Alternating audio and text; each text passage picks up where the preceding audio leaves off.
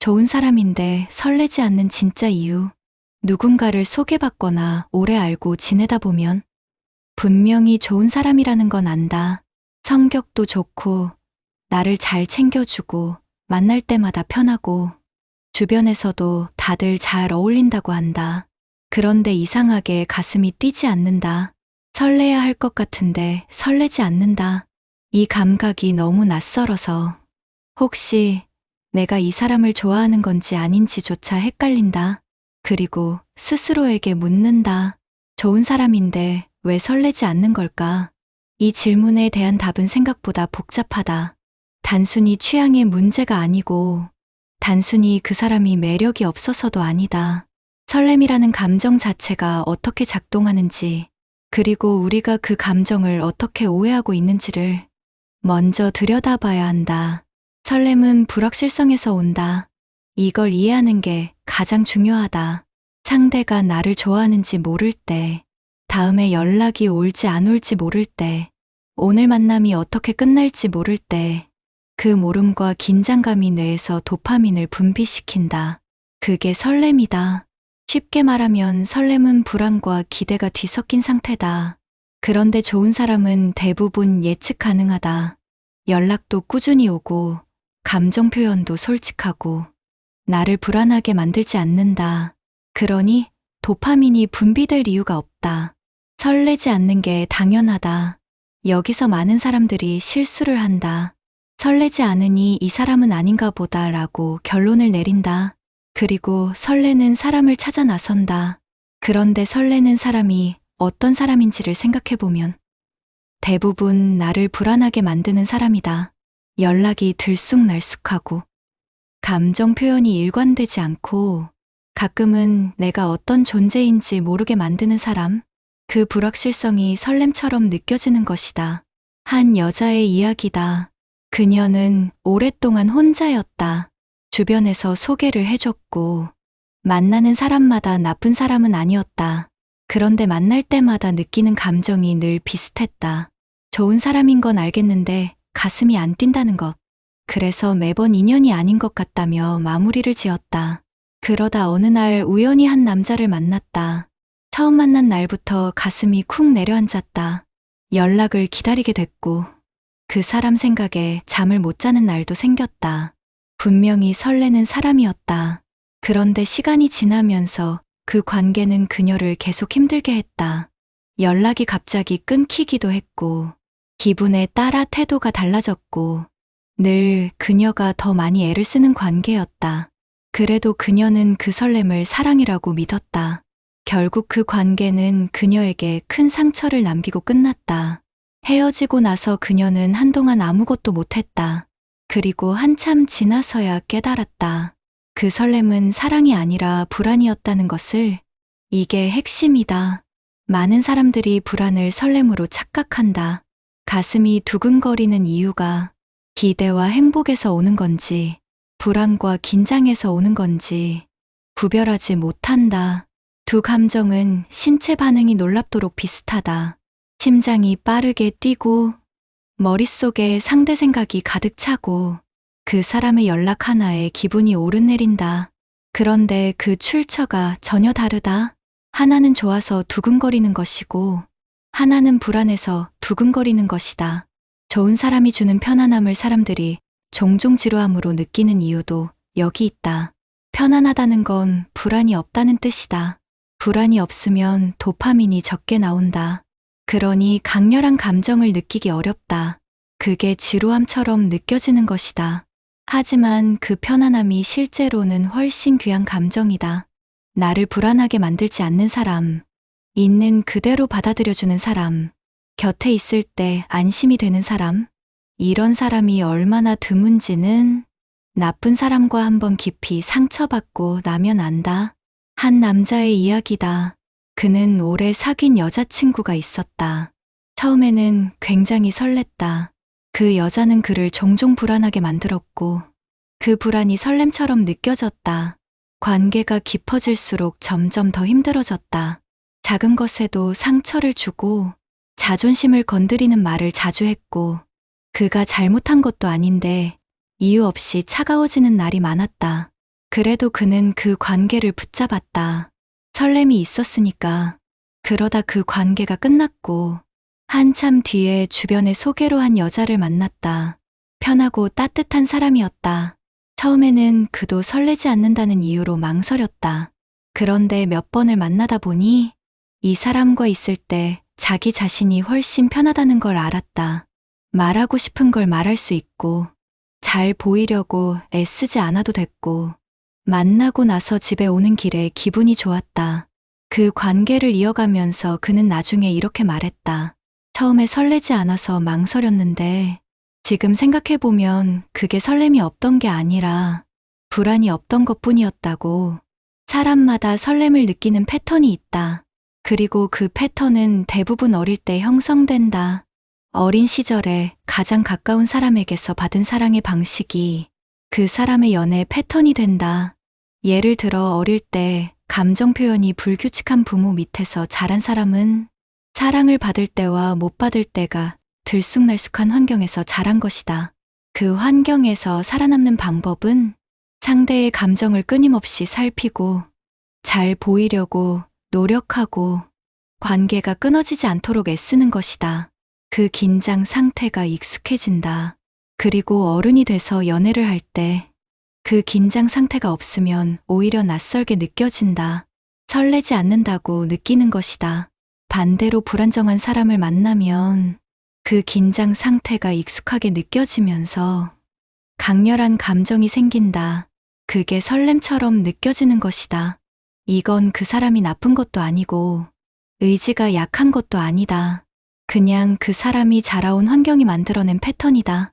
이 패턴을 알고 나면 선택이 달라진다. 설레지 않는 이유가 상대가 별로여서가 아니라 내가 안정을 낯설게 느끼기 때문일 수 있다는 걸 알게 된다.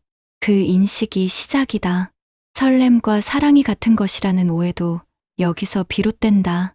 설렘은 사랑의 시작일 수 있지만 사랑 자체는 아니다.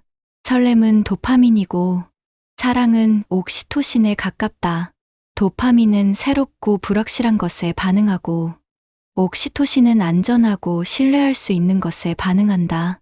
그러니 설레는 관계가 사랑으로 깊어지려면 결국 안정으로 가야 한다. 불안이 유지되는 관계에서는 도파민은 계속 나오지만 진짜 사랑으로 넘어가지 못한다. 그냥 중독 상태가 지속되는 것이다. 좋은 사람에게 설레지 않는 또 다른 이유가 있다. 바로 이상형과의 괴리다. 사람들은 저마다 머릿속에 이상형의 이미지를 가지고 있다. 외모, 말투, 분위기, 직업, 이것저것 기준이 있다. 그런데 그 기준이 어디서 왔는지를 생각해보면 대부분 드라마나 영화 아니면 과거에 강렬하게 설렜던 사람의 이미지다. 그 이미지와 다른 사람이 나타나면 처음에는 설레기 어렵다. 익숙한 자극이 아니니까. 그런데 이 기준이 정말 나에게 맞는 기준인지는 생각해 볼 필요가 있다. 과거에 강렬하게 설렜던 사람이 결과적으로 나를 행복하게 해줬는가? 그 기준이 나를 좋은 관계로 이끌었는가? 만약 그렇지 않았다면 그 기준 자체를 다시 볼 필요가 있다. 한 여자의 이야기를 더 해보자. 그녀는 오랫동안 특정 스타일의 남자에게만 끌렸다. 자기 주장이 강하고 어딘가 차가운 구석이 있고 쉽게 감정을 드러내지 않는 타입. 그런 남자를 만날 때마다 설레는 감정이 왔다. 그런데 그 관계들은 매번 비슷하게 끝났다. 그녀가 더 많이 애쓰고 더 많이 맞춰주고 결국 지쳐서 끝이 났다. 그러다 어느 날 전혀 그녀의 타입이 아닌 남자를 만났다. 따뜻하고 솔직하고 표현이 많은 사람. 처음에는 설레지 않았다. 오히려 조금 답답하게 느껴지기도 했다. 그런데 시간이 지나면서 달라졌다. 이 사람과 있을 때 자신이 얼마나 편한지를 느꼈고 이 사람이 자신을 얼마나 있는 그대로 봐주는지를 알았다. 그 관계가 오래될수록 그녀는 이 사람을 더 좋아하게 됐다. 처음에 설렘 없이도 사랑이 자라는 경험을 처음으로 한 것이다. 그녀는 나중에 이렇게 말했다. 설레지 않아서 포기할 뻔했는데 그게 오히려 내 인생에서 가장 잘한 선택이었다고. 설렘이 없다고 포기하지 말아야 하는 이유가 여기 있다. 설렘은 시간이 지나도 생길 수 있다. 처음에는 아무 감정이 없었는데 함께하는 시간이 쌓이면서 그 사람의 진짜 모습을 알아가면서 천천히 감정이 생기는 경우가 많다. 오히려 이렇게 생긴 감정이 처음부터 강렬하게 온 설렘보다 훨씬 단단하다. 설렘에 속지 않는 방법이 있다. 그 두근거림이 어디서 오는지를 물어보는 것이다. 이 사람과 있을 때 나는 더 나은 사람이 되는 느낌이 드는가? 이 사람 앞에서 솔직해질 수 있는가? 이 사람의 연락을 기다리는 게 기대인가, 불안인가? 만나고 나서 집에 오는 길에 기분이 좋은가, 지치는가? 이 질문들이 설렘과 불안을 구별해 준다. 설레는 감정이 강렬해도 만나고 나서 매번 지친다면 그건 불안해서 오는 것이다. 반대로 설레는 감정이 없어도 함께 있을 때 편하고 나다울 수 있다면 그 관계는 설렘이 없는 게 아니라 안정이 먼저 온 것뿐이다. 좋은 사람에게 설레지 않는다는 건 그 사람이 별로라는 신호가 아니다. 내가 안정을 낯설게 느끼고 있다는 신호일 수 있고, 내가 불안을 설렘으로 착각해온 패턴이 있다는 신호일 수 있고, 내 이상형 기준이 나를 계속 상처받는 관계로 이끌어왔다는 신호일 수 있다. 그 신호를 읽을 수 있으면 선택이 달라진다. 설레지 않아서 포기한 사람 중에 나중에 그 사람이 다른 사람과 행복하게 사는 걸 보고 그때 후회하는 경우가 생각보다 많다. 당시에는 설레지 않았는데 지나고 보면 그 사람이 자신에게 가장 잘 맞는 사람이었다는 걸 깨닫는다. 그리고 그 후회가 쉽게 사라지지 않는다. 설렘은 시작을 알리는 신호일 뿐이다. 관계가 오래 지속되려면 결국 신뢰와 안정이 필요하다. 아무리 강렬하게 설렜던 관계도 시간이 지나면 그 설렘은 사라진다. 그때 남는 게 무엇인지가 진짜 관계의 본질이다. 설렌다는 이유만으로 선택한 관계가 설렘이 사라진 뒤에 아무것도 남지 않는 경우가 얼마나 많은지 이미 경험한 사람들은 안다. 지금 좋은 사람이 곁에 있는데 설레지 않아서 망설이고 있다면 한 가지만 물어보라. 이 사람과 있을 때 나는 어떤 사람이 되는가? 더 편하고 더 솔직하고 더 나다운 사람이 된다면 설레지 않는 게 문제가 아니다. 아직 설렘이 오지 않은 것뿐이다. 연애를 오래 해온 사람들이 공통적으로 하는 말이 있다. 처음에 미친 듯이 설렜던 관계보다 처음에 편안했던 관계가 더 오래 갔다는 것이다. 설렘이 사랑의 전부라고 믿던 시절에는 그 말이 와닿지 않는다. 그런데 강렬한 설렘이 어떻게 끝나는지를 몇 번 경험하고 나면 그 말이 비로소 이해된다. 설렘에 중독된 사람들이 있다. 매번 새로운 사람을 만날 때마다 강렬하게 설레다가 어느 순간 설렘이 줄어들면 관계가 식었다고 느끼고 또 새로운 사람을 찾는다. 이 패턴을 반복하면서 스스로는 인연을 못 만난다고 생각한다. 그런데 사실은 설렘이 사라진 관계를 버리는 것이다. 설렘이 줄어든 게 관계가 나빠진 게 아니라 익숙해진 것뿐인데 그 익숙함을 권태로 착각하고 떠나는 것이다. 설렘이 줄어드는 건 모든 관계의 자연스러운 과정이다. 뇌과학적으로도 그렇다. 초반의 도파민 폭발은 오래 지속되지 않는다. 보통 몇 달에서 1, 2년 사이에 줄어든다. 그게 나쁜 게 아니다. 그 이후에 오는 깊은 연결감과 신뢰가 진짜 사랑의 영역이다. 설렘만 줬다 보면 그 영역에 한 번도 도달하지 못한다. 설레지 않는 좋은 사람 앞에서 망설이는 또 다른 이유가 있다. 미안한 마음이다. 이 사람은 나한테 잘해주는데 내가 설레지 않으면 상대에게 미안한 것 같고 억지로 만나는 것 같아서 오히려 일찍 끝내는 게 낫다는 생각. 그런데 이건 설렘이 없는 채로 만나는 게 상대에 대한 예의가 없는 것이라는 착각에서 온다.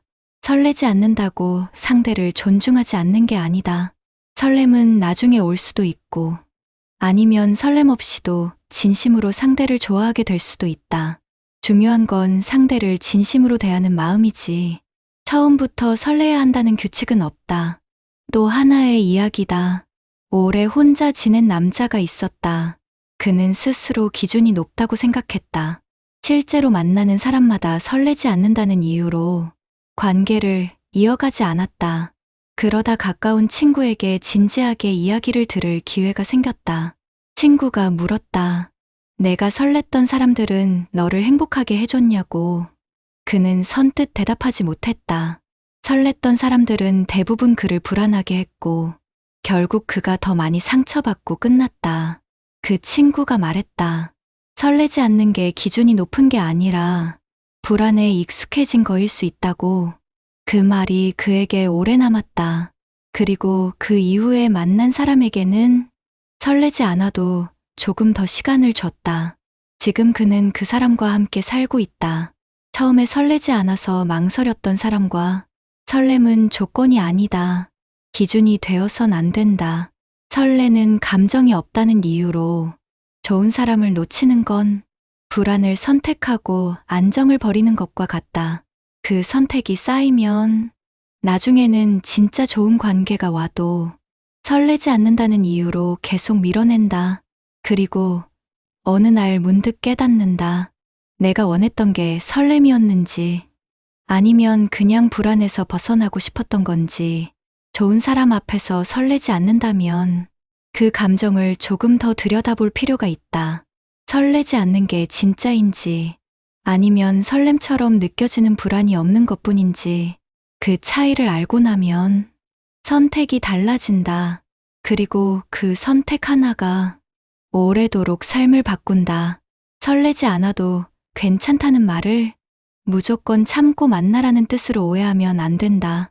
설레지 않는다고 다 좋은 관계가 되는 건 아니다.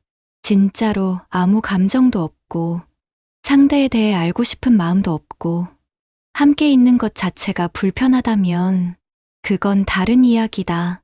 설레지 않아도 괜찮다는 건 처음에 강렬한 두근거림이 없다는 것이지 상대에 대한 관심과 호기심 자체가 없다는 게 아니다. 관심은 있는데 설레지 않는다면 그건 충분히 시간을 줄 이유가 된다. 아무 관심도 없다면 억지로 이어갈 필요는 없다. 연애에서 가장 중요한 게 무엇인지를 오래 사랑한 사람들에게 물어보면 대부분 비슷한 답이 돌아온다. 설레는 감정이라고 말하는 사람은 별로 없다. 편안함, 신뢰, 함께 있을 때 나다울 수 있는 것. 이런 답들이 나온다. 그 감정들은 처음부터 강렬하게 오지 않는다. 시간이 쌓이면서 천천히 만들어진다. 설렘은 그 시간을 시작하게 해주는 불꽃이지만 불꽃이 없어도 장작이 충분하면 불은 천천히 붙는다. 좋은 사람인데 설레지 않는다면 지금 당장 결론을 내리지 않아도 된다. 조금 더 만나보고 조금 더 이 사람을 알아가면서 내가 이 사람 앞에서 어떤 사람이 되는지를 느껴보라. 그 시간이 답을 줄 것이다. 설렘이 왔을 수도 있고 설렘 없이도 진심이 생겼을 수도 있고 아니면 역시 아니라는 걸 확인했을 수도 있다. 어떤 결과든 그 시간은 의미가 있다. 설레지 않는다는 이유 하나로 그 시간조차 갖지 않는 것보다는 말이다.